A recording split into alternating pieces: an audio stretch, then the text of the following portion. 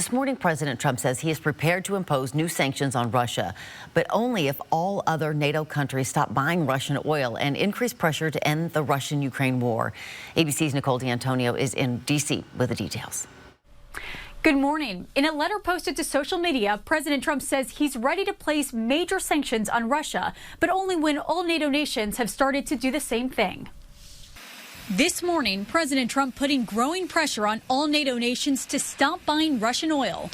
In a post on social media, President Trump saying that NATO's commitment to winning the war has been far less than 100%, and going on to say he believes the Russian-Ukraine war would end if all NATO countries stopped buying oil from Russia and placed tariffs on China of 50 to 100% for its purchases of Russian petroleum.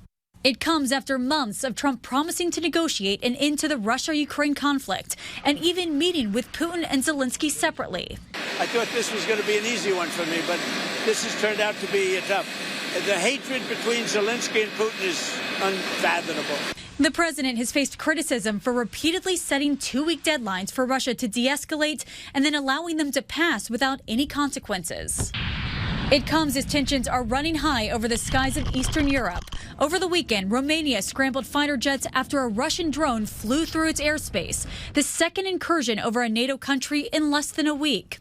Last week, more than a dozen Russian attack drones were shot down after violating Poland's airspace. Trump suggesting this could have been a mistake, but Poland insists it was deliberate. Some lawmakers on Capitol Hill agree and worry Putin is testing the resolve of NATO. Overall, EU dependence on Russian gas has fallen hard since the 2022 invasion of Ukraine, from about 45% in 2021 to 13% now. However, there are still a handful of European countries heavily relying on Russian oil. Nicole D'Antonio, ABC News, Washington.